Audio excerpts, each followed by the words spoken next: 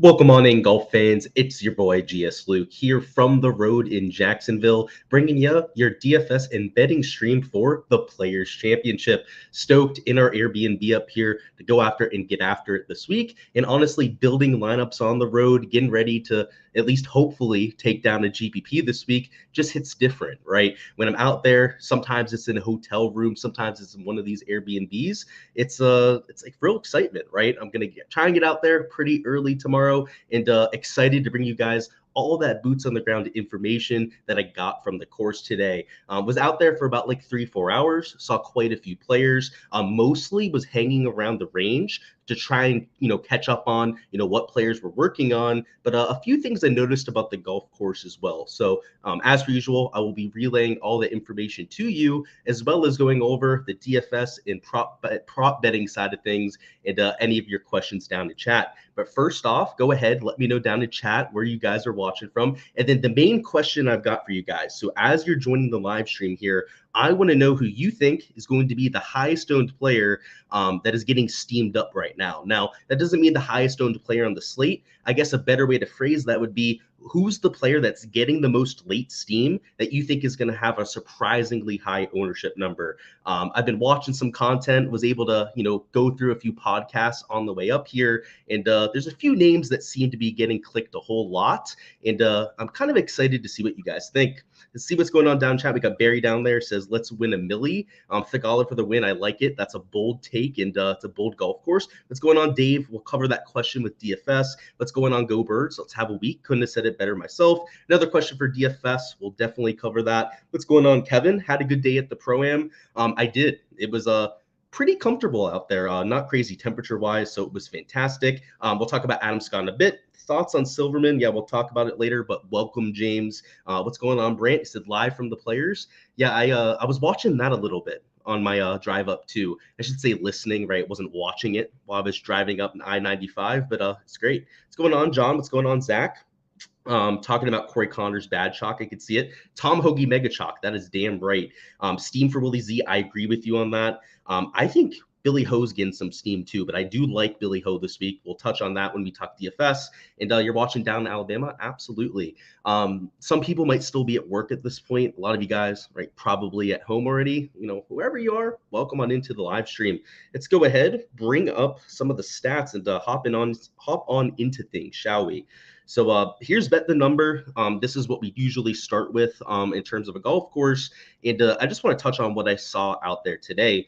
So going ahead, getting that right off the bat early, the golf course was soft. It was extremely receptive, both from the fairway and the green perspective, but most notably out there on the green complexes, there was little to no bounce, even with like 4 or 5 irons into greens. And I even saw a player hit a really high 3-wood into a par 5 and only have it bounce about 5 feet out. So the greens are a lot softer than what we're used to. It's kind of similar to the API Cognizant Classic. With all the rain that Florida has gotten, that has been reflected with the scoring conditions. Last week at the API rate played a lot easier than what we're used to seeing. And the Cognizant, though it did change from a par 72 to a par 71, also had slightly better scoring conditions. So that's probably going to leak into this week. I was able to see that out there myself today. The green speeds, which I've heard a few people mention are fast. Michael Kim himself, right, a tour player, mentioned that the greens were fast.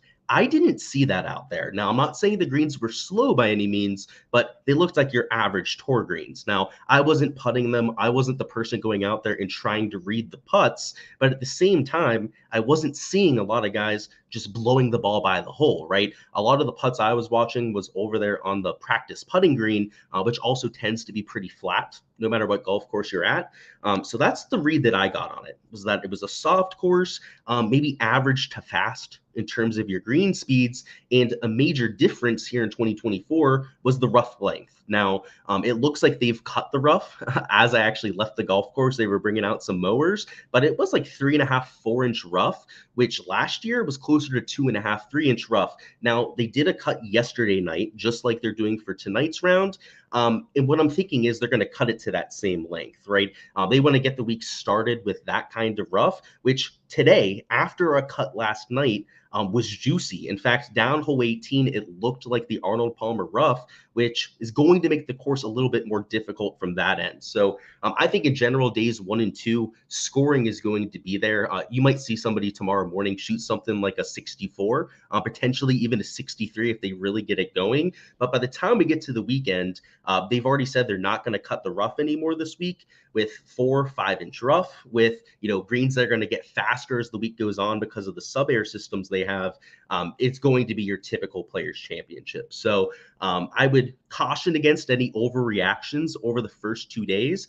If you're a golf purist out there, right? If you like seeing firm, fast conditions, guys challenged, you're not going to see that Thursday, Friday, right? Very likely going to see somebody at like 9-10 under par over the first 2 rounds. And then by the weekend, your winning score might still only be like 14-15 under. So that's what I see from the golf course. Outside of that, there wasn't that much different. Right? I mean, it's your normal Players Championship. Around 17, something I wanted to keep an eye on was whether there was going to be some rough in between the water and then the start of the green. And kind of like they had for last year and the year before, they do have that little bit of a buffer layer. So on hole 17, if you happen to have a shot that is spinning towards the side, or maybe that's coming in a little bit hot, right, and rolling out towards the edge, players are going to have that buffer to go ahead and stop the ball. So you're not going to see as many water balls this time around. So that's consistent with what we had in 2022 and 2023. Kind of unfortunate. I was hoping that they'd go down there and shave them down, make the players be a little bit more precise with their iron play, but that's what we're getting here for 2024. In terms of how it's affecting my modeling, some of the averages that we're going to see here. So bringing up the stuff over here on Bet the Number, your fairway average, I think is going to slightly tick up. Your green and regulation average, same thing, like maybe a 4 or 5% bump, particularly over the first 2 days. But outside of that, I don't think much is going to change, right? Maybe your birdie average is slightly better over there for Thursday, Friday. Maybe your bogey average would be slightly lower than what we're used to seeing, but I'm not expecting any drastic changes, right? What I saw out there today was a pretty typical TPC Sawgrass, maybe with the added caveat that the greens were soft.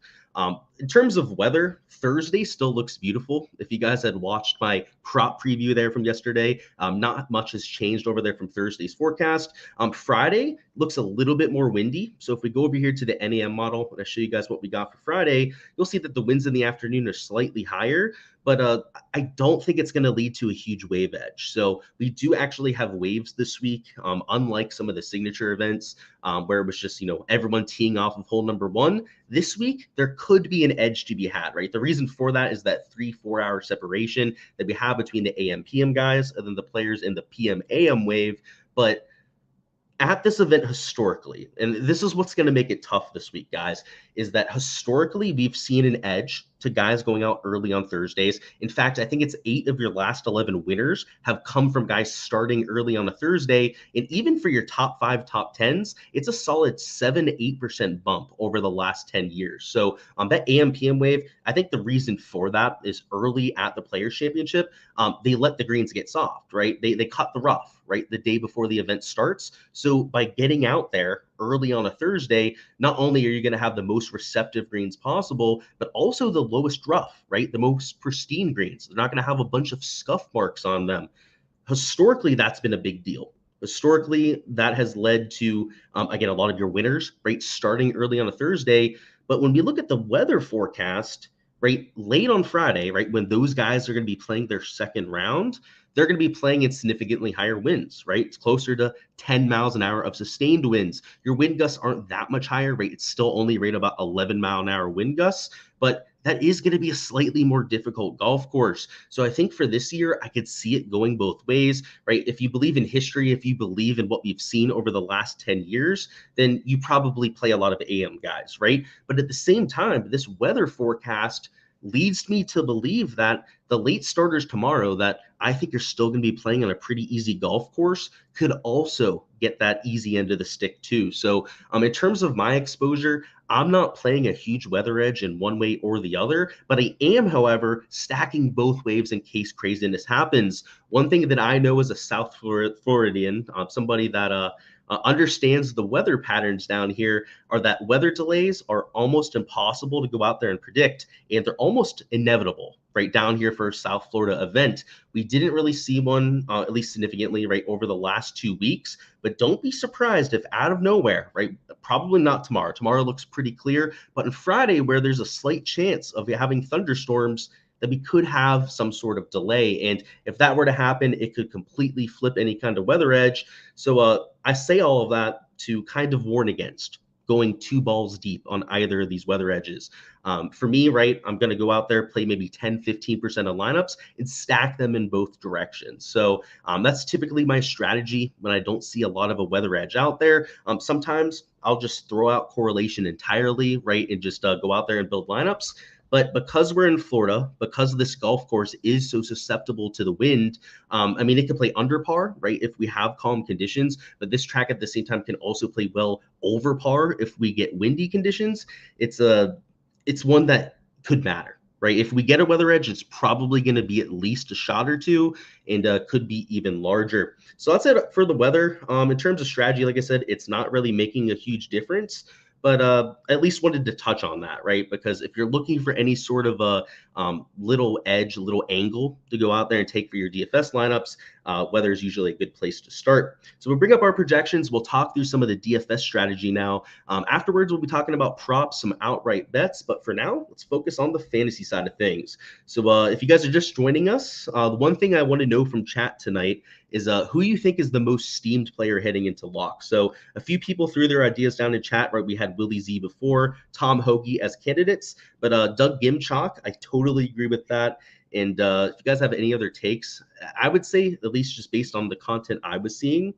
So a few guys that I think are going to be steamed up. So Sam Burns, I thought was going to be low owned, right? I thought he was going to be, a sneaky pick, right? After having the meltdown on Sunday. I've got him at 13.8%, which isn't outrageous, but I've seen enough people betting Sam Burns. I've seen enough people saying that he's like a great low-owned play this week that I'm not sure if he's going to be low-owned. In fact, it would not surprise me if he would be closer to 20%. So he would be my take for the player being steamed up a bit. Partially my own doing there, of course. Calling him out as a core play this week. But yeah, that's what I'm seeing with ownership. In terms of our strategy, guys, it's at the Players Championship. It's kind of like the Cognizant Classic. You have to embrace the variance. This is a golf course with water on all 18 holes, literally on all 18 holes. It's a golf course where even players like Tiger Woods, right, only were able to win it like once out there in their prime. Guys like Rory McIlroy, right, have won this and then missed like 5-6 cuts. Scotty Scheffler, right, has a missed cut, a 55th place finish at this event. Oh, but then of course went out there and won last year handedly. Heck, even guys like Adam Scott, who have won here, have a bunch of missed cuts and horrible starts. Ricky Fowler, same thing, right? Almost all these champions, Tiger Woods included, right, has struggled at this event from year to year. So the strategy for a week like this is to play it like a showdown slate. And that's how I'm handling this type of slate. Because of all that variance, right? Because of the fact that normally in showdown, right, we only have 18 holes to work with. I always preach game theory, right? I always preach going out there and just taking the low round option when all things are equal. This week, it's even more so, right? Whenever you have all that water, you have these random champions that pop up. Your modeling means next to nothing this week. If you're playing in cash contests, good for you this week. I just couldn't do it myself. I don't have the stones to go out there and play cash at an event like the Players Championship because almost all this chalk ends up failing. The only year where we really saw a lot of chalk hitting was when Cam Smith got up there. A lot of your other top 5 finishers were guys that were like 20% owned. And unsurprisingly, that was my worst year out there at the Players Championship. So typically playing a lot of the lower owned guys is going to pay off at this sort of event. And a few of my favorite options up top were guys that I'm just getting to today. And in fact, I haven't posted my finalized player poll over there on the Patreon yet, but just to give you guys an example here, Patrick Cantlay was somebody I had no intentions of using this week. In fact, I thought he was a horrible play out there on Monday, right? He was 10 grand for some reason. He's not playing well, right? That's why I thought he was such a terrible play at that price tag, but he's sub 10% owned. And this is still Patrick Cantlay we're talking about, right? And historically, right, those AM guys have seen a slight advantage. when I saw all of that, I said, you know what? I don't like Cantlay. I call him Can't Play all the time. I make fun of him for his pace of play, his DeWalt sponsorship, the fact that he's douchey, so on and so forth. There's a lot of reasons I don't like the guy, okay? But at the same time, if you give me a sub 8% owned Patrick Cantlay, I'm going to be a huge buyer at that number. So there are a lot of ugly plays that I'm getting to this week. And in Cantlay's course history, right? Like that's what everyone's going to say against using him, right? Missed cut, missed cut, missed cut. 2 top 23 finishes, which is, very average for somebody like Patrick Cantlay. Watch somebody with that kind of course history. It might not be Cantlay this week. In fact, it's probably not going to be Cantlay that goes out there and wins this event. But somebody with that kind of course history is almost always the champion, right? We've never had a back-to-back champion at the Players Championship. So I would embrace that as much as humanly possible. Guys like Rory McIlroy are relatively low owned, like expected. Sam Burns, we already mentioned, I think he's getting some steam. But if we go down here, go look at, Tony Finau, for example, I've got him at 9.9%, right? Minwoo, I've got it sub 10% ownership. Guys like Eric Van Rooyen, right? I've got it 9%. He's probably as chalky as a play I'd be getting to, right? He's slightly higher owned than some of his peers, but all 4 of those other plays that we've talked up, right? My core plays are intentionally outside the box kind of guys, right? They're guys that you maybe wouldn't think of first when you're going out there to try and pick plays this week. But historically, those are the guys that play well out there at the Players Championship. So I'm taking it more like a showdown slate, right? I'm looking for some bounce backs from a lot of players up top.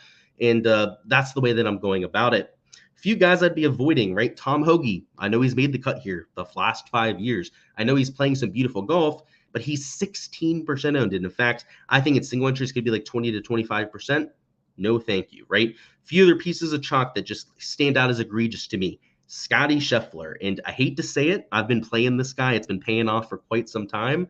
When he's 30% owned at the Players in a full field event, where this isn't even a signature event, right? Where there's only like 69 players to choose from. There are 144 players to spread all that ownership out to.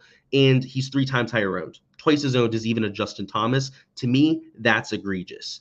I think he's like plus 550 to win the event. His actual win equity is probably like 10%. At $12,800, he's going to need to top 5 to be in the optimal. In fact, he probably has to top 3 to go out there and make the optimal lineup.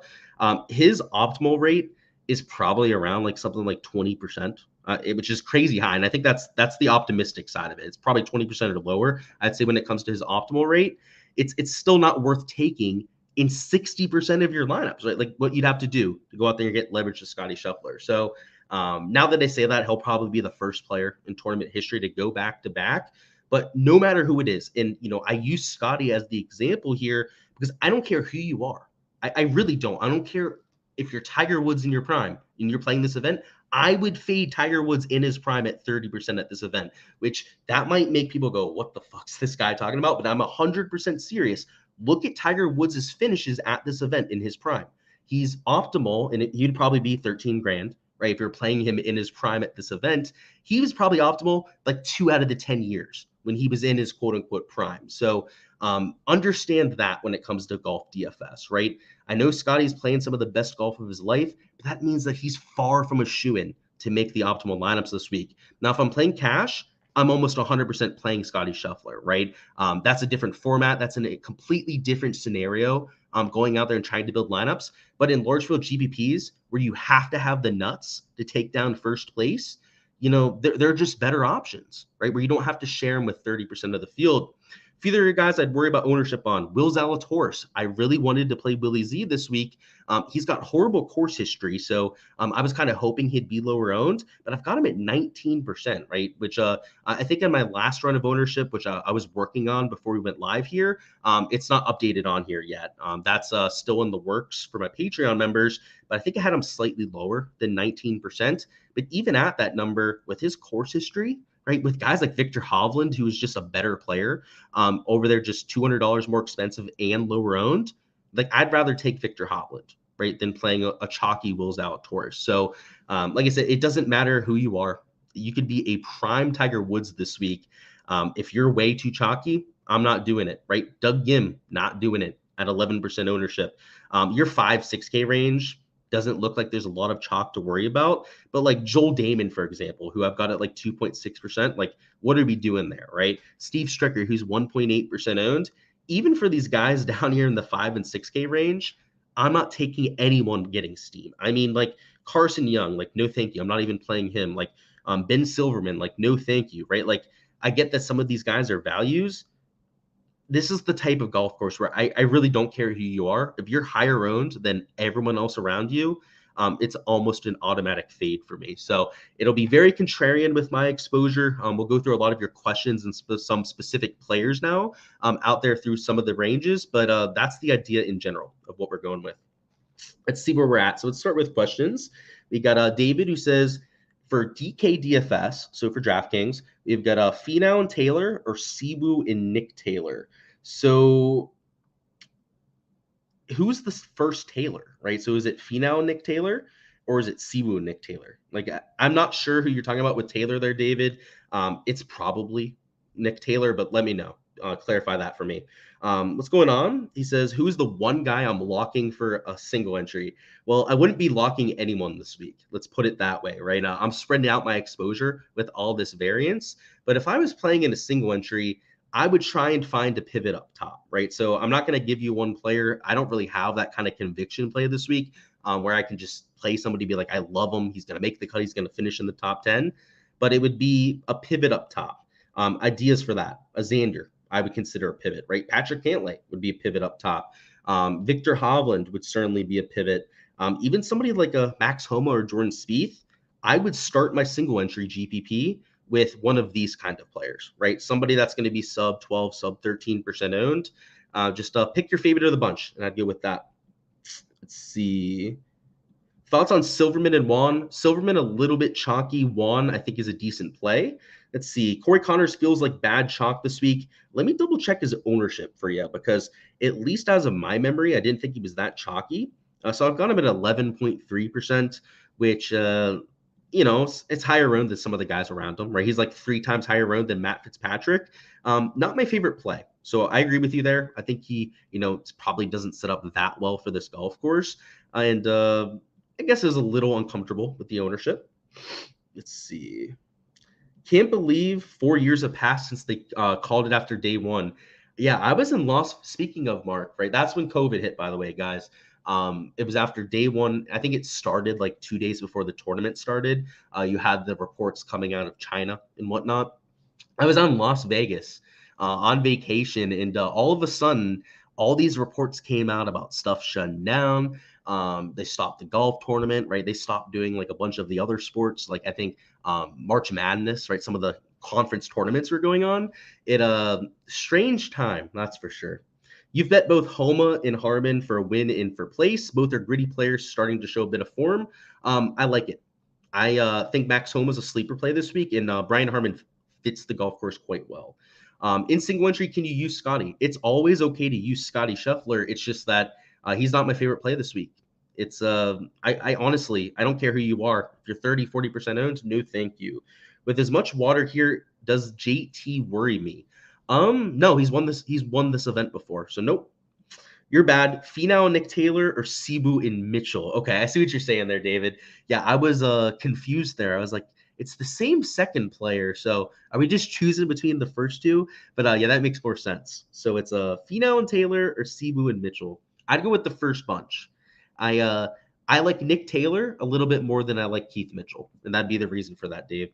Post in sub 5% seems like a prime GPP play. You are spot on. Short positional track seems like a good setup for him. I wouldn't call this course short. So I've heard a few people say that, and I disagree with it. It's not a short golf course, but I get what you're saying, right? His form about a month ago was top 5 even in signature events, and it feels like people are just forgetting about that, right? So I completely agree with you.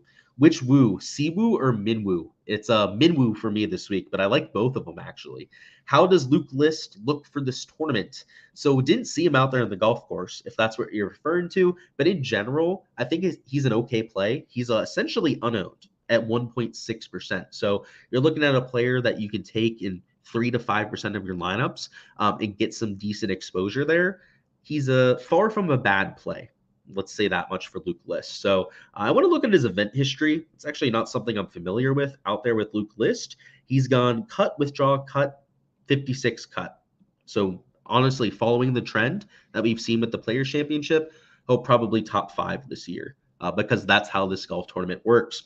A few other guys I want to point out. So these are a few guys I saw on the golf course today or just in general that are starting to catch my eye towards the end of the week. So somebody already mentioned Brian Harman. And the more and more I think about it, the more and more I think that Brian Harman might win this event. And in DFS is probably just a really good play. He's $7,900. He could be your third, maybe even your fourth man into a lineup if you're going real studs and duds about it or taking a real cheap player down there in the, excuse me, guys, in the 5K range or something like that. So Brian Harman sneakily becoming a play that I really like this week. So completely agree with the guy that pointed that out before. I got to scroll around to find these names to remind myself. Billy Horschel. My apologies. Ugh. By the way, guys, down here in Florida, allergies are a thing. So if you know if a player has seasonal allergies, shots gained Claritin and shots gained allergy avoidance would probably be a thing. But let me find a few other guys that were catching my eye. So in terms of studs, Victor Hovland. My apologies. I'm going to start muting my mic when I cough. My bad. But in terms of guys up top, Victor Hovland looked like he was grinding today. Colin Morikawa was grinding out there in the range too, out there on the golf course as well. He looked like he was really working on some stuff when it came to his form. So I got to say, I don't love that for Hovland. I don't love that for Morikawa either, especially considering that Morikawa is coming off a missed cut over there at the Arnold Palmer, and Victor Hovland is dealing with some swing coach changes. So I guess that would be expected, right? If you're non-form, if you're somebody that's dealing with changes, you're probably not going to, feel that good about your game, or you're going to be working on it a little bit more than others. A few other guys that I noticed out there, Cam Young looked really good. Now, I was just watching him on the range, so it's impossible to know exactly the type of shots that he was trying to hit. But at the same time, wasn't a lot of yapping going on. I'm out there with his caddy. He was pretty calm. He probably only hit for about 20, 30 minutes. He was in rhythm. He looks like he was very comfortable out there. So I actually liked that a lot from what I saw from Cam Young. Who else did I see out there? Tony Finau. He putted for about 5 minutes, and then he got off the putting green real quick. That tells me one of two things with Tony. Right now, I didn't get to see him hit a lot of his putts. Either tells me that he really liked how he was putting and wanted to get out of there quick, or could not make a thing for his life and just gave up right after like 4 or 5 minutes. So for whatever reason, Tony Finau was not on the putting green very often, which is a kind of strange for him. Who else did I see that I wanted to point out here? Adam Scott, I saw playing with Rory McIlroy. They played a practice round together. He looked like his usual self. His around the green play, at least on the few holes I saw, was a little bit shoddy, but he's historically very good there. So I'm not worried about that with him. I saw Adam Hadman hitting a few balls. He looked pretty spot on himself. And who else was it? I mean, I saw a lot of these players on the course, like, Bo Hostler was just doing his thing on the range.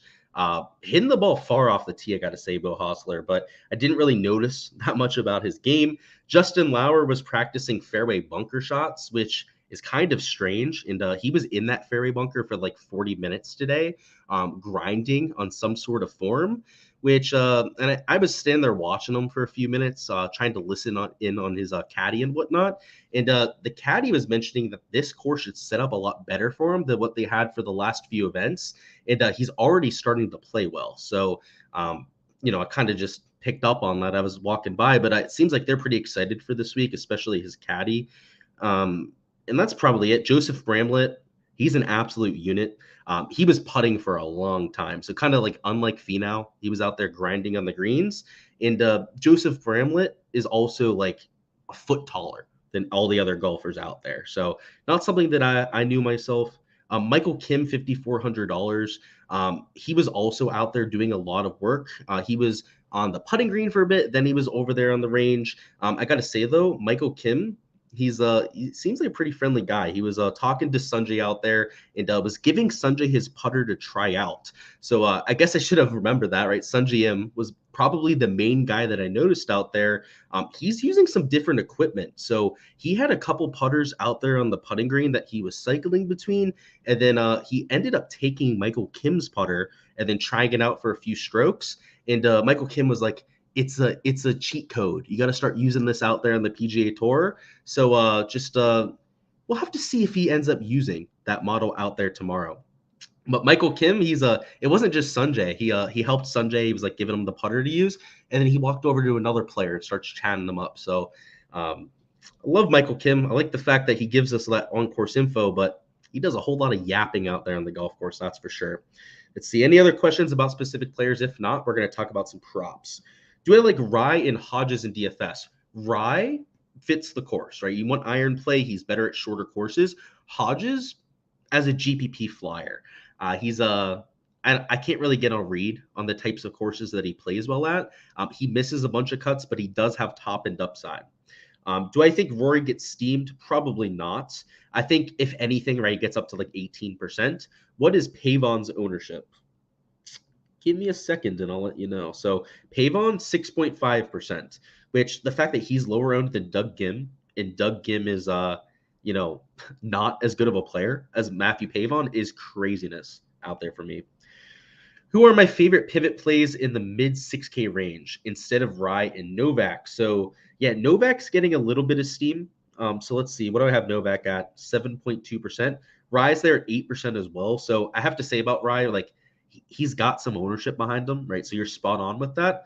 Sepp Straka is my top pivot because he could easily win this event. And I say easily, right? He's 150 to 1 for a reason. So that was probably not the right word, but he has the opportunity for upside in this sort of field. So $6,500 early tee time, only 2.2%.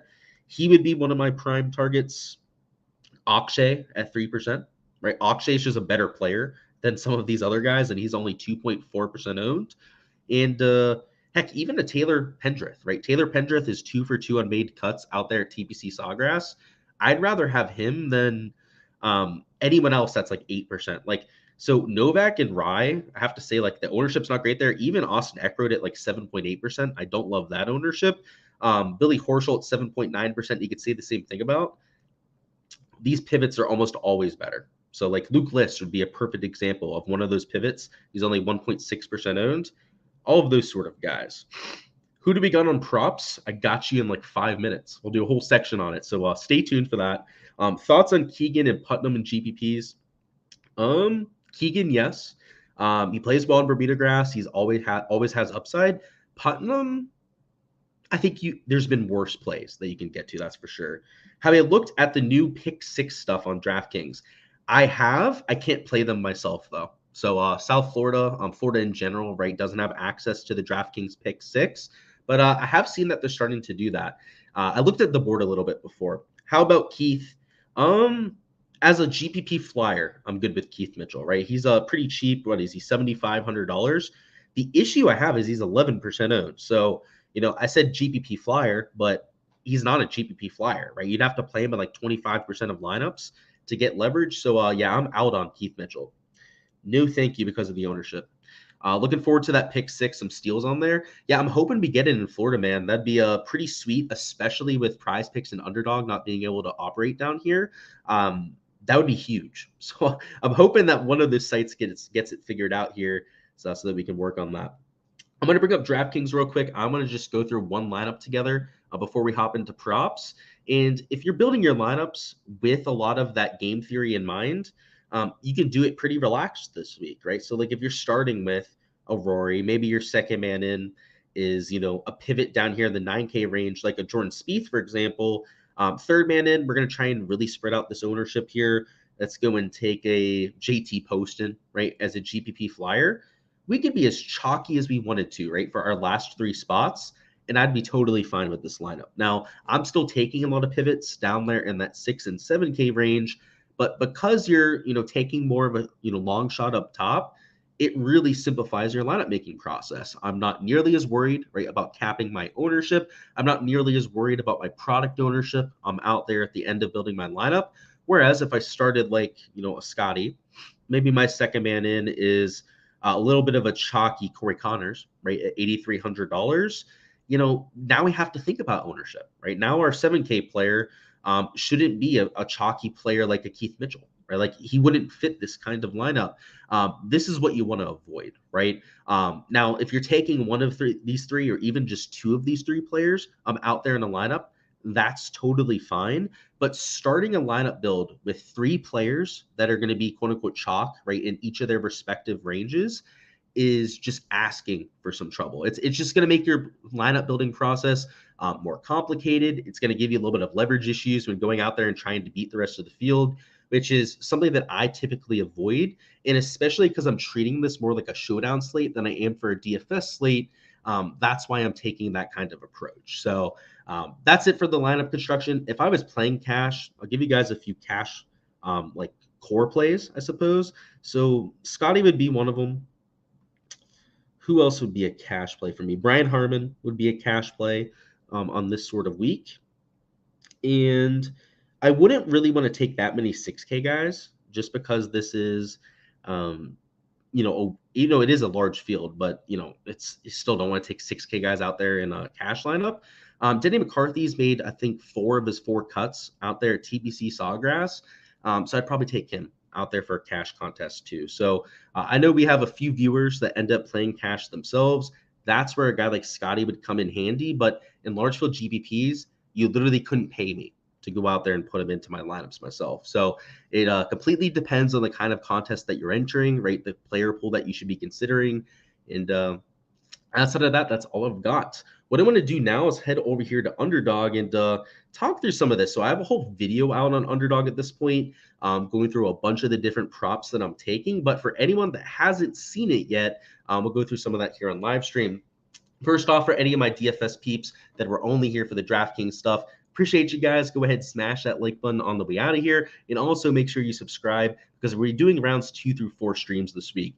Unlike me being over there in Orlando, I was staying with my family then, so I couldn't really do live streams, just a little bit too crammed. Now I've got a whole 3-bedroom Airbnb to myself. So that's not going to be an issue when going out there and producing content. So make sure you subscribe so you don't miss any of that.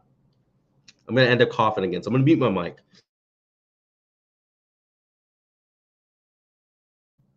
Much better, so I don't completely screw your eardrums like I did last time. Hey, Lukey, just popping in. Going to go back to the beginning. Have a great week, and let's crush Showdown. Absolutely, AC. Let's get after it. And you're doing the right thing going back and listening to the beginning because you missed a whole lot. Max says, thoughts on Rye this week? So I kind of mentioned it a few minutes ago. He's just a little bit too chalky, in my opinion. He's not a horrible play. It's not mega chalk out there at 8%, but it's not my favorite sort of play on this kind of slate.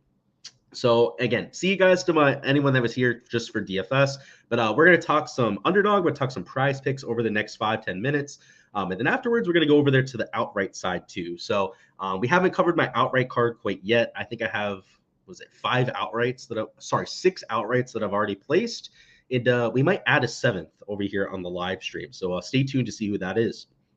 But in terms of our props, oh, wow. These, like I said, the allergies down here in Florida are killing me right now.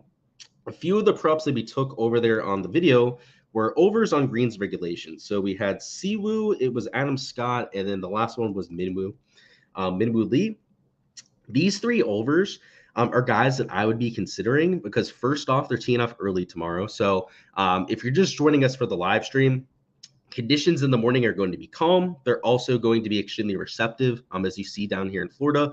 So if we go over here to the weather forecast and go back to Thursday, you'll see they're calling for sub 5-mile-an-hour winds the entire morning, which is just kind of unheard of down here for South Florida. So I'm taking these overs on greens because the average at this course is normally 11.5 greens per round. So if you go over here to bet the number, this is over the last 3 seasons. They've had a 63.4% green rate. These 3 players have really good track record around the players. Siwoo's won this. Adam Scott has won this event. Minwoo Lee ended up having a top 10 finish last year in his first ever start at the Players Championship. So all of them would project well over that field average. And because of the fact that they're in the nuts conditions, I think the average in the morning is going to be at least 12 greens regulation. Now, it could even be closer to 12 and a half because of how low the winds are. And if it's a 12 and a half average, guys like this should be at 12 and a half, 13 greens for a projection. At the very least, should be at 12 and a half, 13 greens. So I think there's quite a bit of value in taking these three. And because it's 3 overs on greens, I'm not sure why the multiplier works this way. They still give you a 5.14x. So that's better than you'd get for a 3-man on Prize Picks without any sort of correlation. If you're playing like 3 different sports together, we get the correlation here, and we're getting a little bit boost when it comes to that payout. So I like the green regulation slips, especially 3-mans, because of that. And that's pretty much the main value that I've taken an underdog at this point. But there's gonna be a lot more than I play later on. I just got back from the golf course about 30 minutes before we went live here, so a lot of deep diving that's going to be done. In fact, let me scour the board a little bit and see what we're working with, because kind of want to add another slip to the fold here. So let's see what we can work with. Prize Picks, they did post an entire board since that video dropped, but I can't even bring it up here on the live stream because they banned it down here in Florida. So I'm going to have to go on my phone and bring up the Prize Picks stuff, but we can still chat about that. Which, speaking of, before we go over here and look at underdog again, let's just do the Prize Picks talk while I've got you guys all here. So you're not going to be able to see what I'm looking at. I'm going to be on my phone over here, taking a look at some stuff and trying to figure out what to enter in Prize Picks. So my buddy Harley messaged me, I should say, before I went live here. I wasn't able to get back to him yet, but he was looking at the fairway board. And the reason why he was looking at the fairway board was because of the soft conditions, right? So we were looking at greens regulation over there on underdog, right? Those overs at 12. On Prize Picks, they have a pretty conservatively priced fairway board. So they have guys like JT at 8 fairways, Max Homa at 8 fairways. Oh, that's probably going to be the one that I play. And even some elite tier accuracy guys at 8.5 fairways. So what's catching my eye right now, it's something that I'm probably just going to enter right here on stream and post for my guys after, would be an over on Max Homa at 8 fairways hit, and then an over on Sanjay M at 8.5 fairways hit. Sanjay's gone a little bit more inaccurate over the last season, maybe season and a half. But a couple years ago and 3 years ago, he was routinely a top 10 driver of the golf ball. So for him to be at 8.5 fairways, which could very well be the average out there for Thursday's action, seems like a little bit of a misprice to me. To have Max Homa projected a whole 0.5 fairways lower than the average also seems like a relatively big misprice to me too. The course is set up for some layups, right? There are some holes that are almost guaranteed fairways because of the fact you're not hitting driver off the tee. So for guys like Sanjay and Max Homa, they're going to take care of those. They just got to go out there and hit a few good drives, right? On the par 5s, some of the longer par 4s, which I think Harley's spot on there. So that's going to be the Prize Pick slip for now. I'm going to go ahead and take a look at some of the other boards, though. So that's for fairways. Strokes comparatively is a little bit higher on Prize Picks than what they have on Underdog. So we could have some unders, I would say, over there on the Prize Pick side for a few props. But 70.5 is what they have a lot of your mid-tier players at. That's not a projection I would want to bite on. Like if they had more guys at 71 strokes that were some of your mid to elite tier players, I would be a lot more excited about taking that strokes board. So let me take a look at birdies, which I know he posted the birdies somewhere. Actually, maybe he didn't post the birdies. Hey, too legit, if you're watching this, I don't think you posted the birdie lines for Prize Picks, or maybe they only had the ones that they had before, right? That they posted there on like Monday, Tuesday. Huh. Okay, that's not that big a deal. Let's take a look at greens. So the greens props over here on Prize Picks are higher than what they have on Underdog. In fact, do they only have these guys at 13 and a half greens? It looks like they're accounting for the course to be a lot softer than what we have over there on the Underdog side. So they have a few guys at 12.5 too, like Benny Ann's at 12.5. Let's see, anyone that we took for an over at 12.5. Doesn't look like they have anyone else up there at that projection. Sorry, they do actually. They have Adam Scott at 12.5 greens, right? So we got him at 12 and underdog, so that's a whole 0.5 advantage. Do they have Minwoo up? Doesn't look like it. And I don't think they have Siwoo Kim up either. Unfortunate. Well, actually, they do have Minwoo up. Minwoo's at 12.5.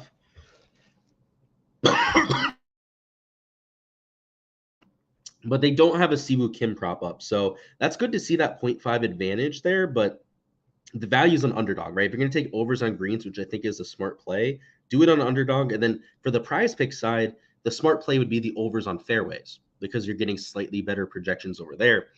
Just so I can double check this, let me see what they have Homa at over here in underdog. So they've got Homa 8.5, right? That's another 0.5 discrepancy. And then let me take a look at Sanjay. So they've got Sanjay at 9, right? That's another 0.5 discrepancy right there. Those would be my top plays as of right now.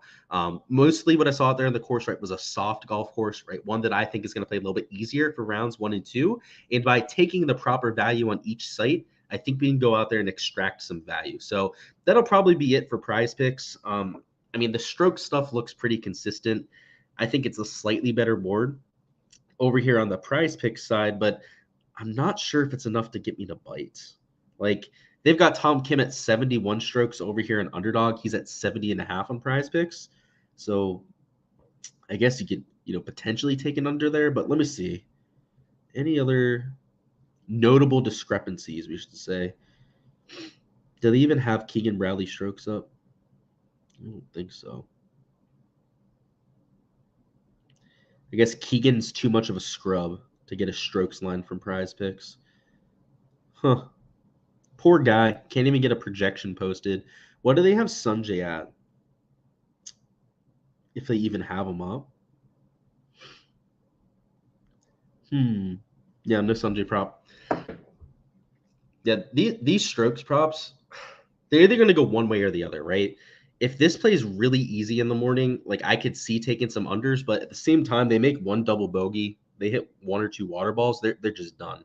They're going to have no chance to cover. Somebody like Scotty Scheffler, for example, right? He hits 1 water ball tomorrow. He's absolutely done for. So I think I'm going to stick to the stuff that we took just because of avoiding the variance, right? Like if a guy hits a water ball tomorrow, heck, if they hit 2 water balls in a row on hole number 17, that's 1 green that they missed, right? That's all, right? If someone goes out there and hits the ball in the water on 18 fairway, right, over there on the left side, rather than making like a triple on that hole, it's just 1 fairway missed, right, out there from that angle. It's kind of why I like taking those props as opposed to some of the other ones, is to try and avoid some of that tilting that we're going to have from those. So let me go ahead and bring up Hard Rock Bet now so we can take a look at some of the outrights. But yeah, for props, that's probably all we're going to go with. I'm going to try to be a little bit tighter on my exposure for round 1, just until we can get a good idea of the course conditions, right? We can get some of the data from early in round 1, and then I'll probably fire in a lot more exposure. On top of what I get to here tonight, let me log into Hard Rock Bet here. Actually, I guess I don't have to log in. We could just bring up the site. I'm not gonna enter the prop over here on stream. So share a screen and let me show you guys what we're working with. So the guys that I bet outright, I went over in my core plays video, but I took, who was it? So it was 40-1 Sam Burns. I got Sam Burns at 40-1. I took Tony Finau at 60-1 to win this golf tournament. I got Jordan Spieth at 30-1 with a risk-free bet. So I'd be, borderline even including that. I'm out there in my official betting card, but I did take him there at 30-1. We had Minwoo, who I got at 50-1 to win the golf tournament. EVR, I got a 100-1, which I wonder what his odds are now. Oof, still 100-1. I thought he had drifted further, but yeah, still there at 100-1. And then the last play I took was Straka at 150, who's also still at that same number. Those are the 6 outrights that I took. So Straka, EVR, Minwoo, Tony Finau, Jordan Spieth, and Sam Burns would be the 6. I'm considering adding one more of these mid-tier plays because, I'm not going to bet on one of these favorites to win. In fact, like Rory McIlroy was one of my core plays, but I'm not going to take him to win the golf tournament at 13-1. I'm tempted to try and go down here to this 30 to 41 range and find one more horse to back. So if you guys have any hot takes for anyone that's between, let's say, like 70 and 30 to 1 to win this golf tournament, let me know. Something that's at least catching my eye. And I want to bring up odds checker here. So something I always do before I bet anything outright is I line shop, right? So I go over there, take a look at, a lot of the different odds compared to other sports books to make sure I'm not getting absolutely shafted, right, on what I'm trying to enter. So let me bring that up. I'll show you guys what we're talking about here. And Wyndham Clark might be the play. It's not like I think this is a great golf course for Wyndham Clark. It's that he wins golf tournaments. That's why I'd consider taking him. So let's see what we have. Windy C is there at 55 to 1 in some books. I could get him at 50 to 1 right now, which isn't ideal, right? It's not the best number available, but it's not a horrible number. Ooh, this might be it. I don't know. We'll leave him in the shopping cart at least. Brian Harman's a consideration. What are his odds looking like, though? Terrible. He's at much better numbers in other books, so you probably avoid that. What is Tom Kim at? 80 to 1. So, yeah, that's a very average number that you can get on Tom Kim. They have Doug Gim at 100 to 1 to win. That is ridiculous.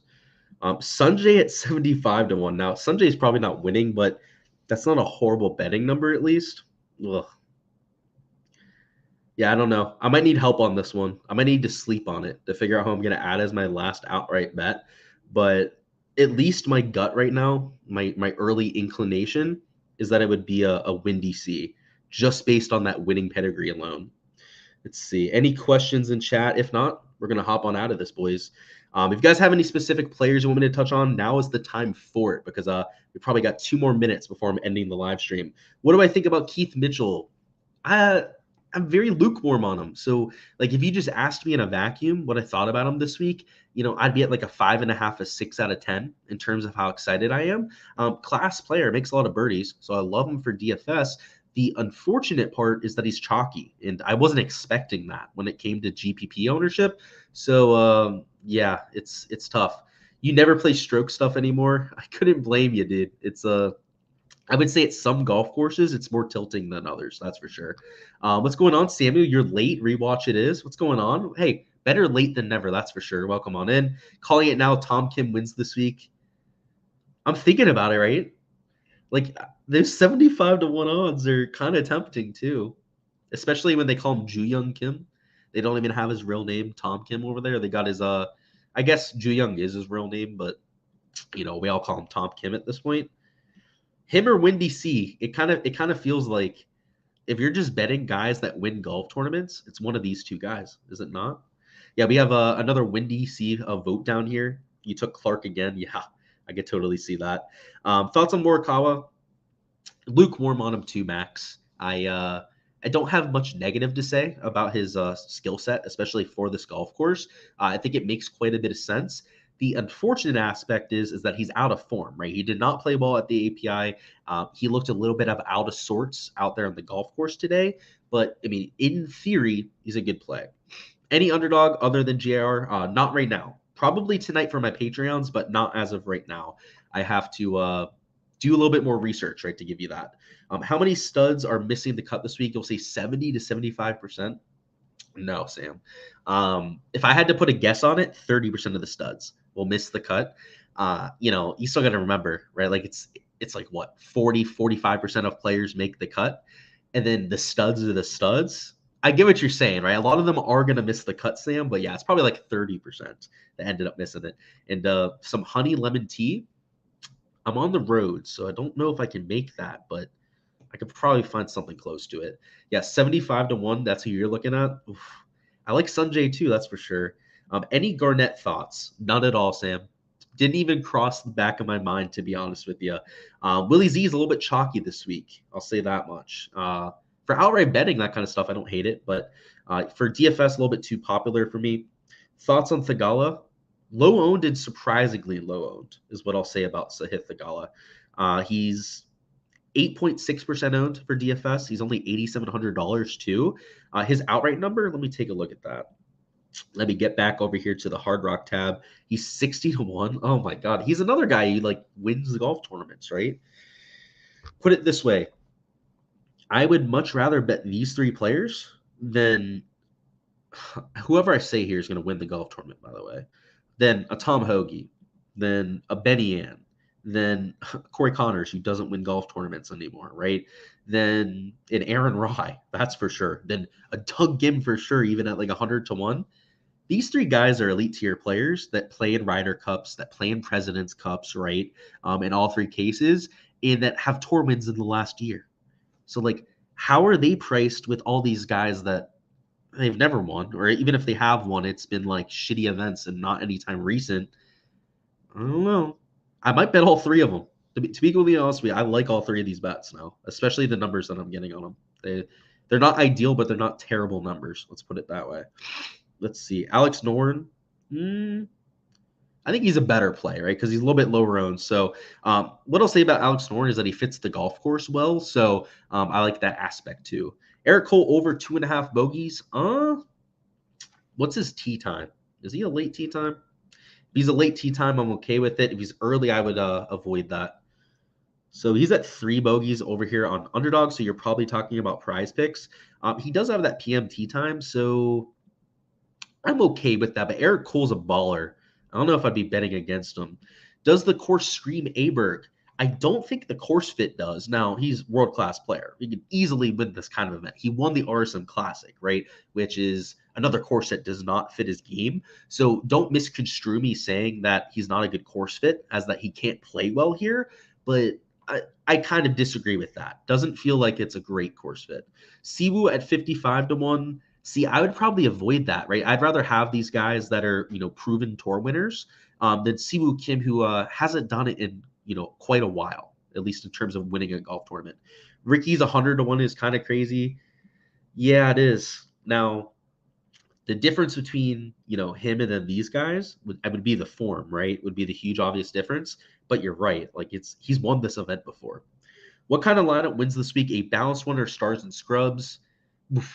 I wish I had the crystal ball and could tell you, but I would say stars and studs is more likely. Your 12 out of the last 15 winners come from the AM wave. Is that true or thoughts? It is true. You didn't ask that, so I added that myself, but that is a true trend. And I would say that I hate trends. I get frustrated when I have to think about trends because they matter.